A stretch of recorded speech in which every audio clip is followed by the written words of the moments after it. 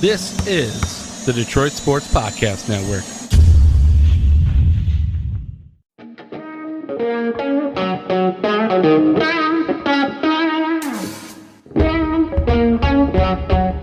The biggest icon in podcasting.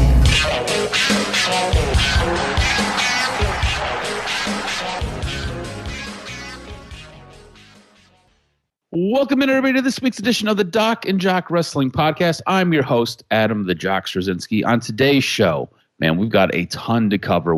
WWE, AEW giving us monster cards that we've got to work our way through. It was a matter of time, but Vince is very much in control. We'll have a little bit more on that, as well as a major WWE superstar could make a return, and it could be this weekend. We've got the lowdown on all of that, so you're going to want to stick around to the news and the notes segment.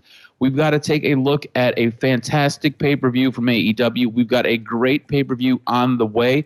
We're on the cusp of it. It takes place Saturday at 3 o'clock, and that's coming from WWE with Money in the Bank. Help me break it all down, sort it all out, and give you a little bit of insight into what took place and what's going to take place. Is the one, he's the only, he is the Doc, John Macaroon. What's up, cuz? Anytime you have an opportunity to watch a potential match of the year, I'm hyped. It was a great week of wrestling in terms of quality events at pay-per-views. Television was okay, not to the level of the pay-per-views, but I'm excited because WWE is doing a good job in regards to really setting up what I think is going to be a special summer. But AEW's pay-per-view lived up to the hype. That's all you can ask for. Forbidden Door is becoming one of the pay-per-views I look forward to every year. Yeah, Forbidden Door is one of those shows where it's dream matches, right? It's guys from another promotion that are wrestling guys from your local promotion. So they are dream matches on paper, and they are usually fantastic. I will say this about this card. I think this card was good. I don't think this was the best wrestling card I've ever seen. I think this card was really elevated and carried by 2, maybe 3 matches. And I think those matches were so spectacular that we tend to forget about some of the downtime, some of the other stuff. The one thing I will say about an AEW card, everything moves very, very quickly. You almost don't get enough time to process what you just witnessed. And that is sometimes, I think, to the detriment of AEW because they don't give you a lot of lag. There's not a lot of in-between matches. There's not a whole lot of video packages setting up what's about to take place. Roughly, you have the end of your match. The guy gets out of the ring, and you can kind of see him make his way to the back. And then you got maybe about 60 seconds to 2 minutes where you've got the next match starting, which, again, to their credit, it helps move things along because their pay-per-views are so jam-packed and so massive. But I think a little bit to their detriment, you need things to kind of set in a little bit. You need to really take a step back and take a breath, especially after a match like what we got with Will Ospreay and Kenny Omega. It was absolutely fantastic. We'll get into that here in a moment, but let's look at the main card. Main card kicks off with MJF versus Tanahashi. This was a good match. Tanahashi, he's referred to as the ace of New Japan for a reason. In this match, it was kind of a out of nowhere finish. MJF uses the diamond ring to punch Tanahashi, knocks him out, and then pins him. This was a little bit wonky. It felt like there could have been more here. It felt like they left a little meat on the bone. What did you think about the MJF Tanahashi match to kick the card off? Yeah, not a lot of chemistry that you thought you might have gotten. But in the end, you looked at it and you said, for the match to kick off the pay-per-view, I thought it was okay. MJF really is kind of doing a lot of similar things in a lot of matches in regards to playing up being the heel, playing up doing heel tactics. And the one thing that kind of just it's understood is that the New Japan wrestlers that are a little bit older or a little bit more experienced, they don't move as quick. So it's going to be a lot more psychology, a lot more storytelling, and I get it.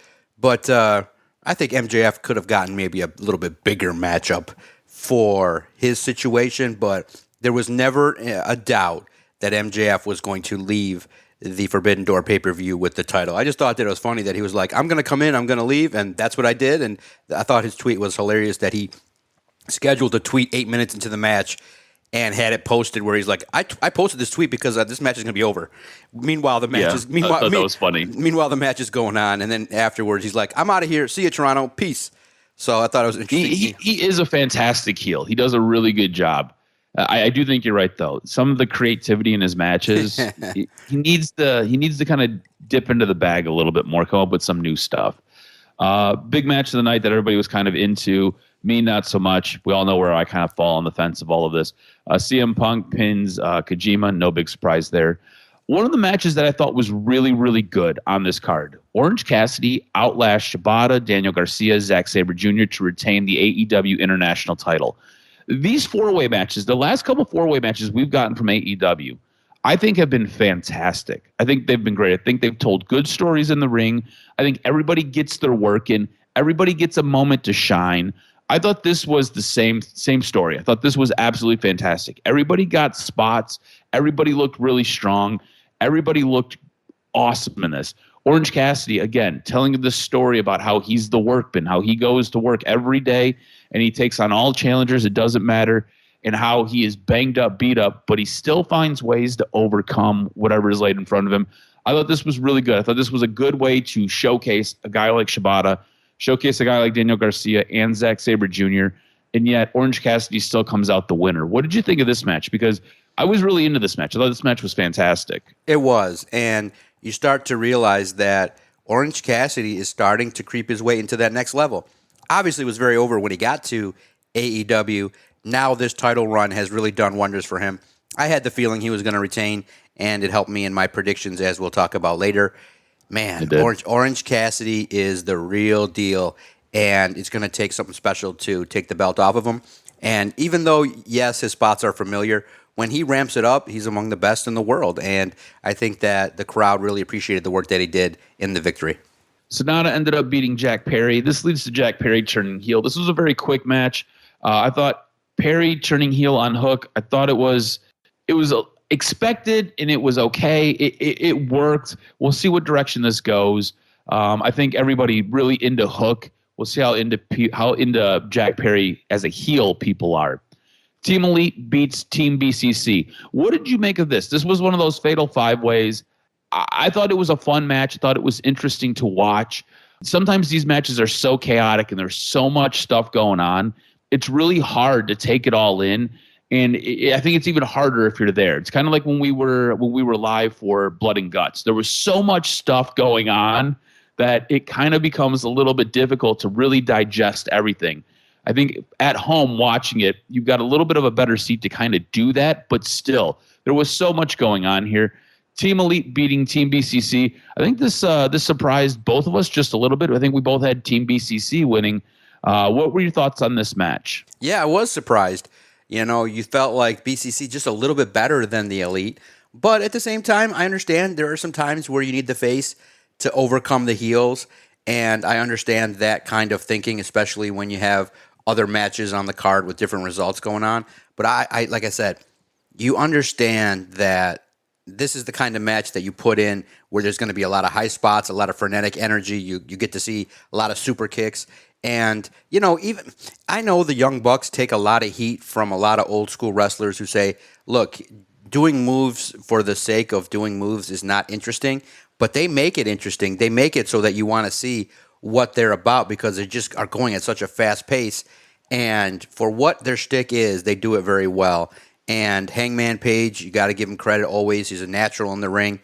Mm-hmm. For me, I just kind of put a couple notes down is I just want to see more from Claudio a little bit. I think that he's kind of in the group. Everybody's kind of gained a little bit of benefit except for Claudio, who's kind of more in the background where I think he's a lead dog. And you don't want to go to a new company and fall into the back of a group where Wheeler Yuta's ahead of you and you got Bryan Danielson ahead of you and now Takeshita's getting a little bit more run. So I just put a note down that Takeshita and Claudio have the opportunity to take this run and do something special if they can take advantage of it. You know, it's really interesting you say that because I think the same thing, and I've noticed the same thing.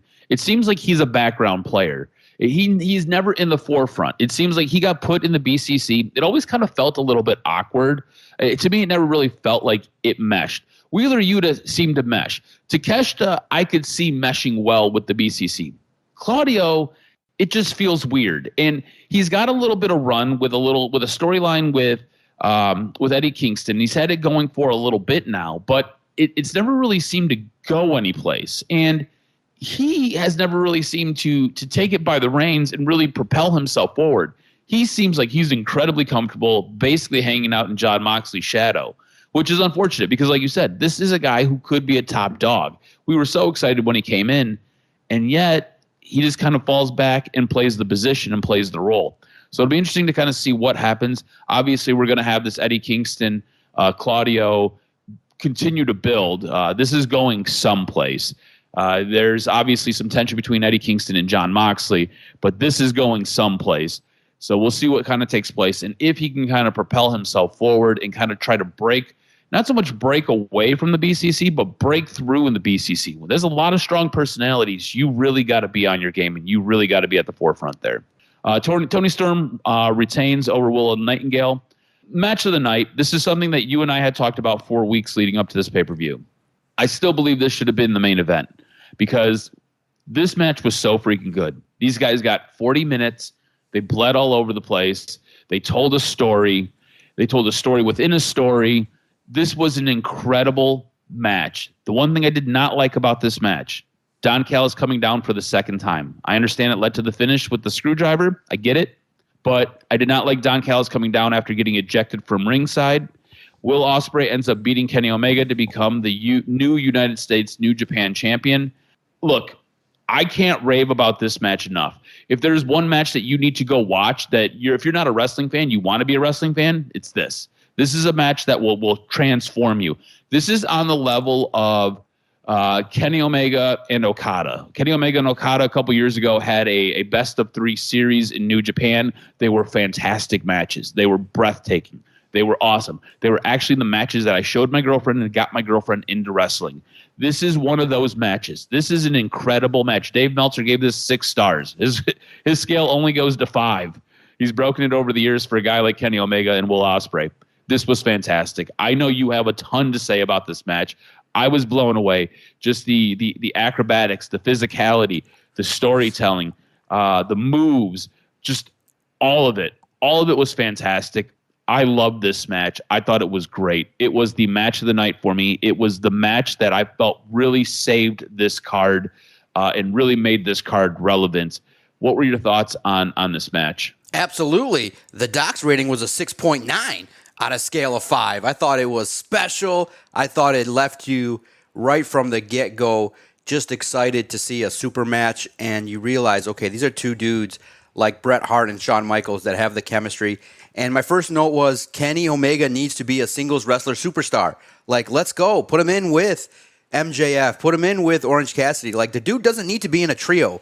Come on, dude. You got Kenny Omega. I understood that Bret Hart was leading the Hart Foundation and all that kind of stuff, but you got to tap into Kenny Omega because he can do that with anybody. He can have that kind of match when he's dialed in with great creative with anybody, and he made Will Ospreay again. And that's the whole purpose of why the wrestling business really works is when, obviously, Kenny Omega got the early run in the company, so he gets the first win. Now in a big stage for a title that's obviously held for New Japan, you give it the respect to Will Ospreay, who earned it. I mean, the dude is just a natural. He can move around the ring, fluid, takes risks at the right time, good ring psychology, 5-tool player, and you just want to watch him. For whatever reason, there are just certain characters that when you see them, you're like, whoa, this guy can do it all from the in-ring perspective. He can do it from the high-flying perspective. He's got that nasty heel persona that can easily rile up a crowd.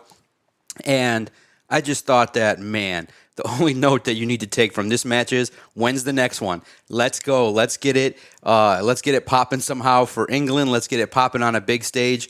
Let's get it popping. Like, dude, Will Ospreay, come on. Come to the United States. Make an offer. Triple H, make him an offer. Make him a superstar. You have the makings of a superstar for the next decade, and you just got to highlight the dude and give him the right marketing and the right tools. And we've been on him for the last, you way longer than me, but just once you guys said, hey, go watch Will Ospreay, man, it's one of the biggest things I can thank you and Kenny for is, holy cow, man, what What a performer that we're going to get to watch for the next decade.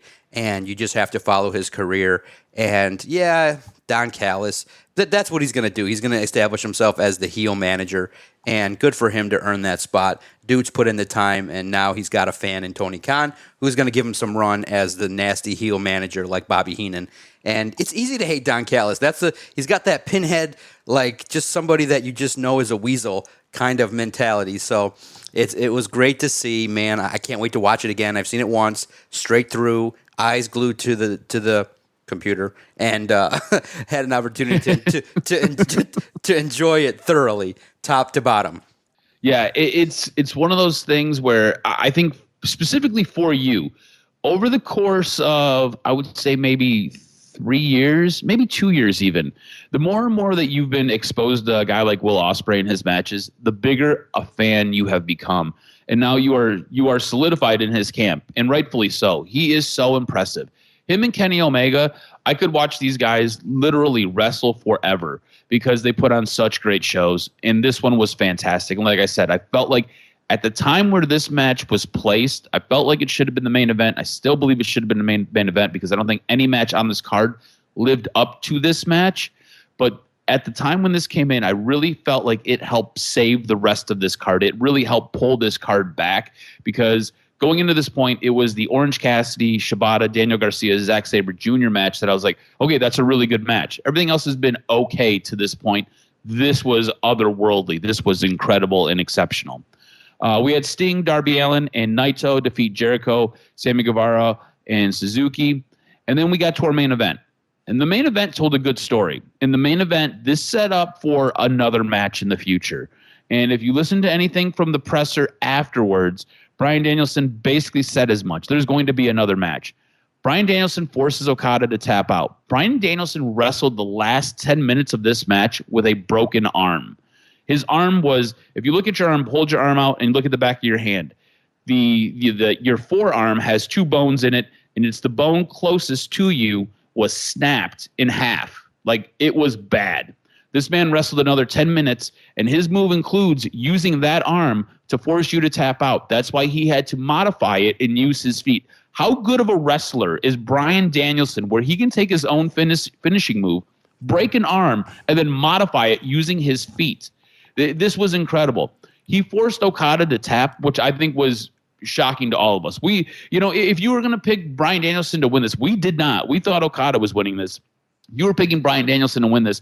I don't think Okada tapping out ever registered in your brain. I don't think that was ever a thought process in your mind. But that's what we got. And I thought this was a nice way to close out this card. I thought this was a fantastic match. Again, did not live up to as spectacular of a match as we had between Will Ospreay and Kenny Omega, but it was a damn fine wrestling match. It was great. Really enjoyed it. What were your thoughts on the Bryan Danielson-Okada match? Yeah, and here's the thing. And I think I've matured as now a wrestling analyst and podcaster because the first reaction live that people had was this match didn't live up to the hype. So I said to myself, you know what? It's not fair to put a note down right after the quality of the Kenny Omega match. Let it marinate. Let me go back a day later and watch it again. And on a second viewing, you really, get to see what made this match special, the in-ring technician that Okada is, the way he sells, the way he moves around the ring, tells a story. So on a second viewing, yeah, I understand those of you that didn't like the ending and the way it kind of felt a little bit herky-jerky, but things happen in the ring sometimes that maybe make things don't go exactly as planned. But the match was good. Yes, did it live up to the hype of, did it live up to what Kenny Omega did? No, but I think that was the plan, is that sometimes, matches on the card just really steal the show, and for whatever reason that the main event, which really shouldn't have been there in the first place, doesn't live up to it, and I understand that, so it gets critiqued harder, but the match is really good. It was special, and man, Okada is over. He is a draw, and it's special to see him because you get that special attraction feel, and you got that dream match that hopefully we get to see again. And Okada working with AEW in the limited roles that he's had with the Forbidden Door and the relationship that has been built has been beneficial because Okada just is a star, and he gets to be exposed to the North American crowd as much as possible. It only helps his brand, and boy, is he special. And he can do a lot in that ring, and so can Danielson. And you just hope that his 6 to 8 week recovery goes well. But boy, man, that was a good match. Yeah, it really was. It was it was fantastic. And look, again, I really feel like this card was, one, carried by Kenny Omega, two, by Bryan Danielson Okada. Again, it was a clinical wrestling match. It was fantastic. And then you had your Orange Cassidy, Shibata, Daniel Garcia, Zack Sabre Jr. match. Those matches were really the ones that rose. They were the cream that rose to the top. They were fantastic. Thought they were really good. Overall, I thought it was a good card. Thought it was a long card, but I thought it was a good card. In the end, you and I end up splitting the points. We tied 3.5 to 4.5. You still have a 1 point lead. Jumping into what AEW gave us this week so far. Look, I think what you have coming out of a fantastic pay-per-view, going into Dynamite, and then coming out of Dynamite, going into Collision this week, I think what you got is a fantastic storyline that could be something really, really special. I think the Elite storyline, specifically with Hangman Page, and then you work in the Dark Order, who basically turned their back on them and allowed the BCC to just take liberties with the Elite and Hangman. I think this is a way that you can really help elevate the Dark Order. The Dark Order has really been this group that, after Brody Lee died, they've just kind of been floundering. They've kind of then went and hung out in the shadows of Hangman, and then it's just kind of, they've been just there. They're just kind of there. They don't really do anything. I think this is a way that you can really help elevate them. You can help make them a nice heel faction, and you kind of have them align with the BCC. The BCC is going to go do what they're going to do. The Dark Order can just kind of be aligned with them, and they could just kind of have this working relationship. And they could both have this hatred towards Hangman Page and the Elite. I think what you got as the camera was zooming out on Hangman Page, Hangman looked so distraught with blood running down his face, looking at the Dark Order, who just turned their backs on him. And like turn their backs on him in the worst way. It was one thing that they wanted to argue and fight with him, but to allow what the BCC did to him was unreal. Basically, they have washed their hands of him, and Hangman looks destroyed right now. And I think this is a fantastic storyline. I think you get a couple of weeks build with this, and then this could turn into something really, really awesome. What are your thoughts on the direction that the Elite are going? Because obviously, the Elite storyline with Hangman Page, they're going to work the Dark Order in. You've got the BCC. We're working towards blood and guts. That is what has been finalized. That has been announced this week on Dynamite. So we've got some time to kind of work towards this story. And I feel like you can actually elevate the Dark Order here, and you can make the BCC look a little bit more deadly. I think this really does have the ability to be one of those storylines that we are raving about for weeks and for months, and I'm all aboard it. Where are you at with this story? Yeah, you summed it up perfectly. I think that Hangman Page and the Dark Order get a lot of opportunities now to kind of, get a reaction from the crowd, get a little sympathy and a little heat for the Dark Order. I thought it was well done. Overall, though, I thought AEW kind of took a little step back with Dynamite.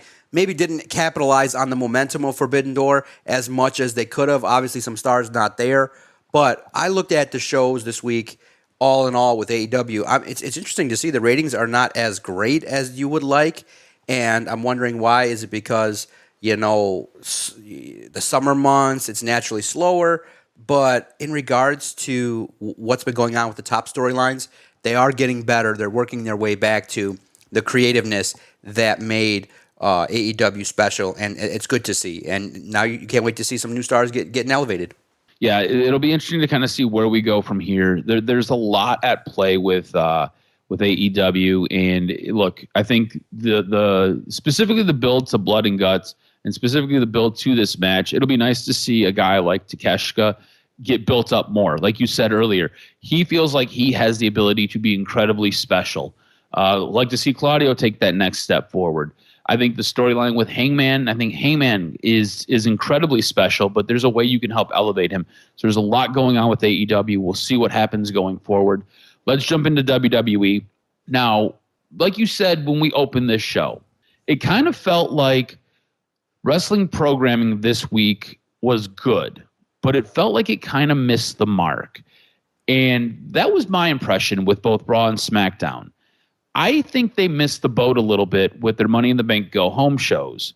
The purpose of a go-home show is to get you to want to put, back in the day, it was $50, sometimes $60, sometimes $75 if you got it in HD. Put that down on a Saturday or a Sunday night to buy the pay-per-view.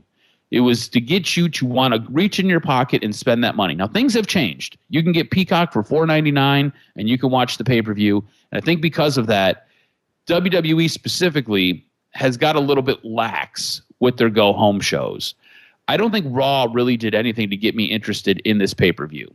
I think SmackDown, at the very, very end, you have your Bloodline Civil War match. And I felt like that got the heat turned up a little bit. But to be honest with you, if we were to look at this, I don't know, 15 years ago, this would have been the storyline that would have aired probably the week before the week of the go-home show.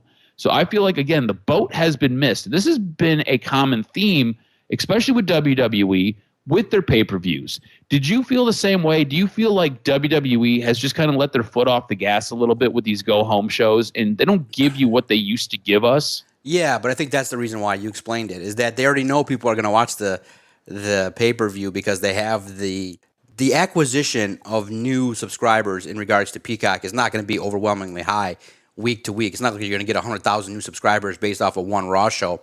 So I look at it like, if you ask why are the go-home shows not the same, it's because they're also not used really technically anymore as go-home shows. They're just, hey, what point are we trying to make? What characters are we trying to elevate?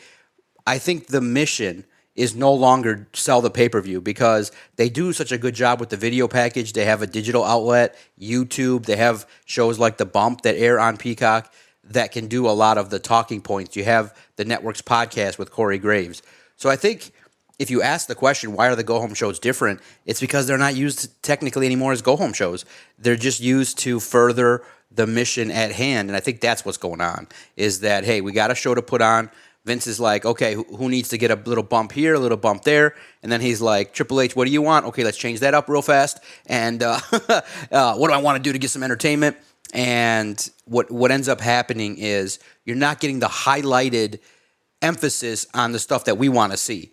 But still getting an emphasis on AJ Styles and the feud that he's got going on was interesting. I thought that what they did, even though it's not exactly what we'd want in a go-home show, I thought was good enough to elevate a lot of things that are going on. And it's just the way it is. It's the way of the world. And maybe if in the future WWE goes back to making you pay for a card, maybe the go-home shows will look more like how we saw it. Yeah, just to me, I feel like you've got a major pay-per-view. This is a big one, right? It's not one of the big four, but this is one of those other four that are big. And to me, it just feels like the ball was dropped. Like when I was going through the match card, I'm like, man, I don't really feel like they did anything to make me interested in this match. I feel like they did anything to make me interested in this match. Right. I feel like they did anything to make me interested in this match. So it's one of those things where having that old school wrestling mindset that we grew up with, there's sometimes a bit of a disconnect. And I don't know, it's a little bit frustrating when you sit down and you watch 5 hours of wrestling and you're about to sit down and embark in another 3 hours of wrestling on a Saturday. It is sometimes a little bit frustrating when you're like, man, why am I going to watch this? Because nothing here has got me really excited for it. So we'll see what happens. There was a bit of a moment on Raw where Becky Lynch and Rhea Ripley kind of ran into each other in the back. And it got me to thinking, I feel like the women's division, especially with Rhea Ripley, has been on life support for a while. Rhea Ripley ended up beating Natalya not once, not twice. There's going to be another match on Monday this upcoming week. So there will be 3 times where Natalya gets absolutely destroyed. I feel like we need somebody like Becky Lynch in a feud with somebody like Rhea Ripley to really help revive this women's division, to really get the heart pumping and get things going as we make a build towards SummerSlam. Because right now, Rhea Ripley doesn't have anything going on for SummerSlam. Obviously, we're going to find out who's going to win the Money in the Bank today, and that could lead to a bit of a build for SummerSlam. But there's not a whole lot going on here. And it feels like Rhea Ripley's title run has really been lackluster.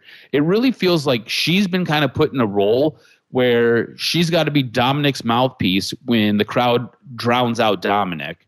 It feels like she's been fed low to even low mid-card wrestlers where she just utterly dominates them, which is fine. She looks great when she does it. But you and I both know she is a legit champion. You and I both know she deserves a little bit more. You and I both know that she can hang with the best of them and she can put on great matches. Yet we haven't got that. Does a wrestler like Becky Lynch, if not Becky Lynch, need to win Money in the Bank so we get a good build towards SummerSlam? Where are you at with the women's division in all of this? Because, again, I feel like it is on life support. Yeah, absolutely. It's lost me. Like, that's the part that, to be honest, you just fast forward through a little bit. I'm not that interested. I'm more interested Rhea standing next to Dom at this point than I am what her run is because, yeah, Becky, it's basically... Or maybe Samantha Irvin if you've been watching any social media. Yeah, I think that the way in which it's been, it's like you got Bianca, Asuka, Charlotte, Rhea, and Becky Lynch. And that's about it. And the women's got to do a little bit more. Trish is going to elevate, obviously, other wrestlers as well, younger talent that have come up from NXT. But other than that, the depth of the women's roster is not where it needs to be, and it needs to get better. And you said it. You summed it up very, very well. Becky Lynch is a star. She doesn't need to win Money in the Bank. I'm not so sure. Stay tuned for our predictions here to see where I'm thinking in regards to moving forward. But yes, you're absolutely right. They need because the men's feuds are so great, and you have such a legendary all-time feud going on. The women are not anywhere near that. Yeah, nowhere near it, and it's a little bit frustrating and sometimes lackluster. Now, on the men's side of all of this, we've got the Bloodline Civil War match, and that's going to be the main event. That match is, I think, the one that gets us to. If we had to pay $50 for it, that would be the match that we all ponied money up to watch. But is there anything else on this card that has you interested? Is there any other match that is going to make you want to tune in? Because, like I said earlier, when I looked through this card, I was like, man, that doesn't have me interested. That doesn't have me interested. I struggled to find things that I would want to put money down for besides this match. So I'm curious if there's anything else that has you really interested in this match, or in this card, I should say. Yeah, I think that obviously Gunther and Riddle, I think, can be sneaky good. You have Riddle that's coming back. He's obviously going to want to elevate himself. The women's tag is interesting, too, because Liv Morgan's back. I want to see how her chemistry with Raquel is going to take I feel like shape. she recovered very quickly. Yes. From what was being reported, Yes. What was reported must have been inaccurate because there's no way you come back that fast. Yeah, exactly. So I want to see that. So I'm very intrigued. And then, like many people, I know the build hasn't been spectacular because of the history, but I think Finn Balor and Seth are going to put on a really classic A+ show in an attempt to steal the whole card. Yeah, I think that match has probably the most potential to be the best match of the evening. I think that one has a great shot to be. You know, we talked about a 6-star match with Will Ospreay and Kenny Omega. I feel like on this card that has the most possibility to do that and to be that. I think for me, the one thing that has me most interested is, and it's not even so much the match; it's more the competitor in the match. And I think this is a way we can kind of start our predictions off. It's LA Knight. It's LA Knight is in the men's Money in the Bank match. And his rise to popularity has been so organic, and it has been so well done, and it is great. And it feels like WWE tried putting the brakes on him, and the fans were like, no. We want this guy. We love this guy. LA Knight is incredible. If you watched any Impact back in the day, Eli Drake was awesome. Eli Drake and EC3 carried Impact Wrestling for a long time, along with Matt Hardy when he ended up going all broken and deleted. Those guys really helped carry Impact Wrestling. LA Knight makes it to WWE. I don't think they absolutely knew what to do with him. I don't think they knew what they wanted to do with him.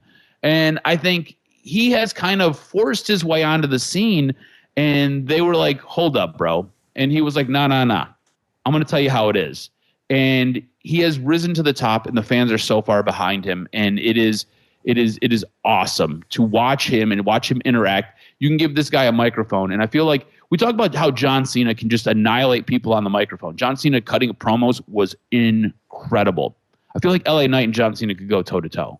LA Knight never wavers. Even when he's throwing a little bit of a curveball, if you watch SmackDown, Logan Paul was fumbling lines left and right. And LA Knight, instead of just burying him and just basically crushing him, he ends up just taking a step back, and he basically turns it on the fans and has the fans shout Logan Paul down. I thought it was a great veteran move. I thought it was something subtle. If you weren't paying attention, you might have missed it.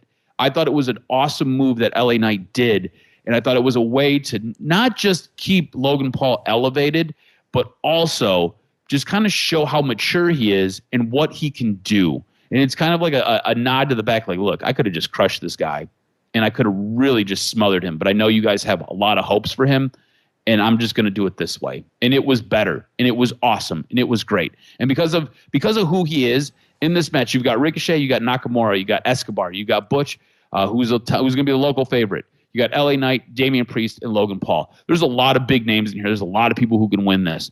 I'm picking LA Knight to win this match.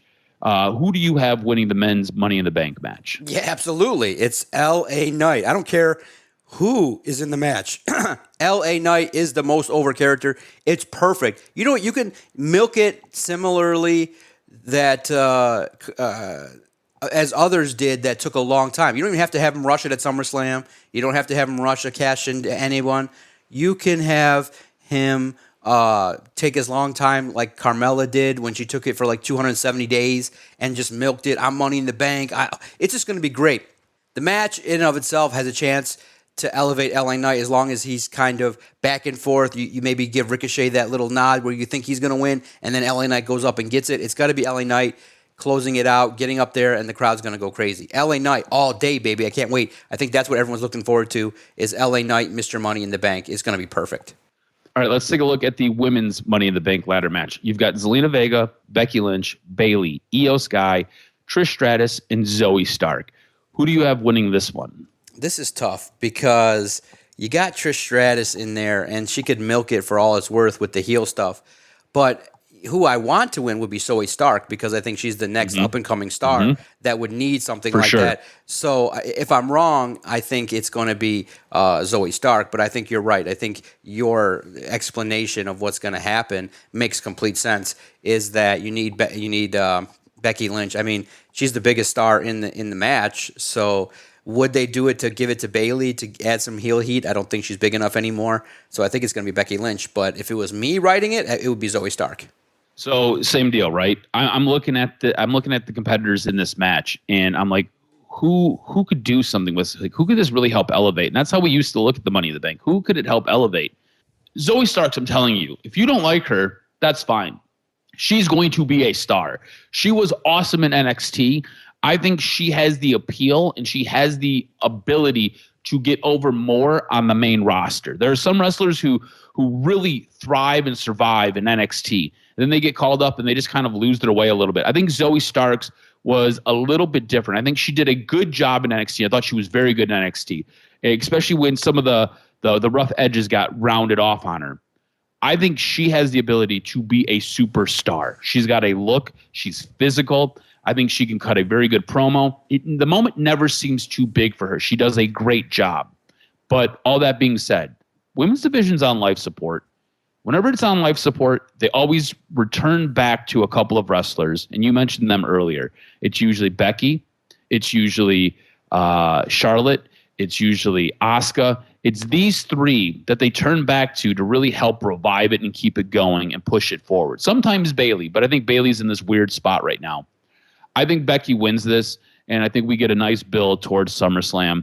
But if I had to put betting money on a second favorite, it would definitely be Zoe Stark. We have the World Heavyweight Championship match. We've got Seth Rollins versus Finn Balor. Like we said earlier, I think this has the chance to be that 6-star match. I think Seth Rollins wins this. I think he's done a really nice job with this new title. I think he's done a good job in basically just kind of showing it off and wrestling everywhere for it. I think the story with Finn Balor has been fleshed out so well. I think they've done a really good job. I thought this week was really nice when they kind of pointed to that moment where Finn came out after Seth had to, or after Finn had to turn his belt in, and Seth laughed at him. And like Finn looked like he was legit about to cry. I thought they've done a really good job building that, especially after that initial promo didn't go as well as supposed to. All that being said, I think Seth wins this match. Absolutely. Just give me a good match, back and forth, false finishes. This is the wrestlers' match wrestling. Let's go. This is what we all want to see. And anytime that Seth Rollins and Finn Balor suit up, baby, and they take to the ring, fireworks can happen. And I just don't want to see a bunch of nonsense with Dom, and it's played out. Let them wrestle, let them showcase what they got, and let's go Seth Rollins to retain. What happens if Damian Priest gets involved? Remember, oh God, Damian Priest told Finn Balor, don't get involved in my match. Finn Balor got involved in his match. What about turnabout? And maybe this is where Finn gets the boot, or maybe Damian gets the boot. I don't know. There's storyline that could be worked in here. It could be interesting. Yes, it could be where you play off of it, where Damian Priest comes down, but does something that eventually will cost Finn Balor, and then you can start moving toward what they got going on. Because, Finn Balor, Damian Priest at SummerSlam would not be too bad. I would not be opposed to that. All right, we've got the Women's Tag Team Championship match. I'm picking Ronda Rousey, Shayna Baszler. Raquel is okay. Liv is over. Ronda and Shayna want to do something special with these titles. I think WWE is going to give them a little bit of leeway to do what they're hoping to do and try to reestablish these titles. I'm going to go Ronda Rousey, Shayna Baszler. Man, you're probably right, but I'm looking nostalgia because it was a tag team that didn't actually lose the belts. I think it'd be a nice story. So I'm going to go Liv and Raquel because I think you have maybe a little bit better situation where the other tag team with Ronda's better chasing, doing heel stuff, maybe cost them a title, gets it back maybe at SummerSlam. So I'm going to go title change because you need a little bit of intrigue here because there's no chance if the next match you have, I don't see a chance in hell that Riddle beats Gunther. So I think the one title change will take place will be the tag titles, which has been the case forever. I don't think that I could see myself, making a critical error here, but I want Liv to kind of get her title reign back and lose it properly. Very interesting. We'll see what happens with that. I didn't expect you to go that way. Initially, I had you written down for the same thing I had, so it'll be interesting to see what happens there. We've got Cody Rhodes versus Dominic Mysterio. Rumors are swirling about that we will get a Brock Lesnar sighting, and this will be kind of the kickoff for the build towards SummerSlam, because this is what we're getting at SummerSlam. How does Brock Lesnar impact this match? That will have a lot to do with how we pick. Who do you have, Cody Rhodes or Dominic winning this, and how does Brock Lesnar play a role in this, if he plays any role in this? Yeah, well, first off, I have you probably down for Gunther, right? You have no chance to see Riddle. Yeah, I was going to ask you, for Gunther and Riddle, how has Gunther got the Intercontinental Championship? The record? Did he take Honky Tonk Man's record yet? Not yet, but it's coming. It's going to come soon, I think. Okay, so then I'm going to go Gunther. If he took the record, then Riddle probably. Yeah. So now I've got. Yeah. So now looking at it, I wrote down this shouldn't even be the main event. I mean, come on. When I heard that on SmackDown, I was like, what? I mean, okay, I understand Cody's big deal, but you could put him second to last, and and then it's a perfect build into the main event, which should be the World Heavyweight title. But I look at it and I say Cody wins it, and then as he's celebrating, Brock comes out at the end. You always have that couple of minutes at the end, and then Brock's music hits, the crowd goes apeshit, and then he just destroys Cody at the end again, and that's how you do it. Dom, I could see where Brock could cost Cody a match, but I think it's still better to kind of have the crowd cheering and then going into some shock and awe with what Brock does. So give me Cody Rhodes to win the match. Dominic's going to get a lot of heel heat, but it's going to be Brock destroying Cody after the match concludes. All right, so initially I had Cody Rhodes written down for my pick. And then I'm trying to go back and forth and work through how does Brock Lesnar impact this? Does he basically come out in the middle of the match and attack Cody? If he does that, Cody's going to win via disqualification. Dom loses. Does he do what you said? And I think it's probably more likely what you said. Cody gets the win, and then Brock shows up at the end and beats Cody Rhodes. I really do feel like you could do something else with this. And you could basically have Brock just show up at ringside and kind of cause a bit of a distraction. Dominic gets a roll-up pin for the win, and then you've got Cody basically sitting in the ring looking upset, and then Brock comes in and just destroys him after, just kind of comes over the barricade and destroys him. So a couple of interesting things you could do there, but I'll side with you. I'll go with Cody Rhodes. I like the way you laid that out. I think that's probably more probable. Now, we do have a little bit of a note here about the match that I thought was going to be the main event. We've got the Usos and Roman Reigns, or Usos versus Roman Reigns and Solo Sikoa in the Bloodline Civil War match. Heading into this pay-per-view, the ongoing Bloodline saga is set to take that next chapter, and the finish of the show is reportedly a hot topic of discussion backstage. Per WrestleVotes, WWE has 2 very drastic finishes in play for the match, with creatively seemingly split on the decision. The report also notes that the Usos and Solo were part of a run-through session last Friday at a closed location in order to go over things. Roman is set to return to SmackDown on Friday, which he did, and that's for the go-home show for Money in the Bank. There's also been discussion of who is set to walk out of London with the Money in the Bank briefcase, including who is looked at as the front runner to win. So we've already picked who we think is going to win those matches. How do you think this one plays out? The Bloodline Civil War match. You've got the Usos, got Roman Reigns and Solo Sikoa. It sounds like they've got one hand the Usos winning. On the other hand, they've got Roman Reigns and Solo Sikoa winning. It sounds like there's been match finishes that have been run through. It doesn't seem like Roman took place in any of those, at least not the reports that we're getting. But it does seem like there's been a lot of emphasis put on how this match is going to end. Who do you have winning this? Look, man, Roman's been taking a lot of feet, a lot of chin music these last couple of weeks, so there's no way it doesn't make any sense. The Usos have been getting over week after week after week after week, and Roman's been laying on his ass for the last month. Now it's time to come back and debut a new Uso, and let's kick it popping. There's no chance I see the Usos winning this. It's time for Roman to get revenge. It's looking that way. And otherwise, you've really kind of sent you don't have enough to keep it going if all of a sudden it implodes and that's that. So you got to keep this thing going, and you have Usos take the fall. Roman Reigns wins it easily, I think, with Solo Sikoa handling business. It'll be a good match, but Roman has to get over. It's one of those things, right? You remember how we used to look at that final match or that final, whatever the go-home angle was, and if the champion ended up on his butt in the go-home angle, he was probably winning at the pay-per-view. And I think that's kind of what happens here. I think it kind of plays to what you said, right? I feel like at this moment in time, Roman ended up on his butt. Roman took the worst of what happened on Friday night. I think because of that, Roman and Solo end up standing tall. I think that with this ongoing storyline, the Usos planted the seed in Roman's mind about Solo taking over as the tribal chief. And I think that's a nice little angle. I think it's a nice little nugget that they did. I think you're right. There's somebody who shows up. I don't know who, and I don't know how, and I don't know what it's going to be, but I think somebody probably shows up, and you end up filling out the bloodline a little bit more. I think this maybe continues towards SummerSlam. We'll see what happens, but I agree with you. I think Roman and Solo wins. I don't think it's as easy as you think it is, but I do have Roman and Solo winning this. So we really only differ on the one. That's the Ronda Rousey, Shayna Baszler versus Raquel and Liv match. Should be a really good card. Should be an interesting card. What was your show of the week this week? My show of the week was Raw. I thought it did a good job in regards to setting things up the best way possible.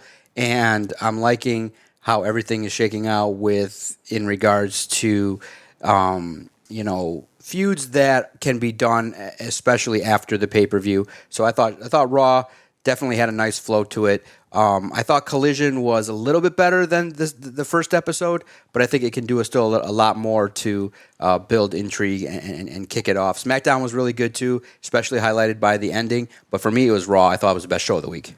I'm going to go with SmackDown. I thought SmackDown was really good. I thought it had probably the best go-home angle on it, and that's why I'm going to go with that. I thought Dynamite was a decent show, but it left you wanting a little bit more. Yes.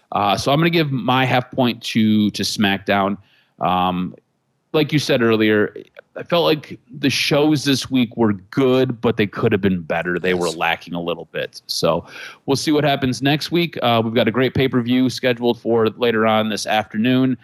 You'll want to check that out if you've got Peacock or if you stream it other ways. Take a look. Would you like some news and notes before we get out of here? Hit me with this week's professional wrestling news and notes. What made your list?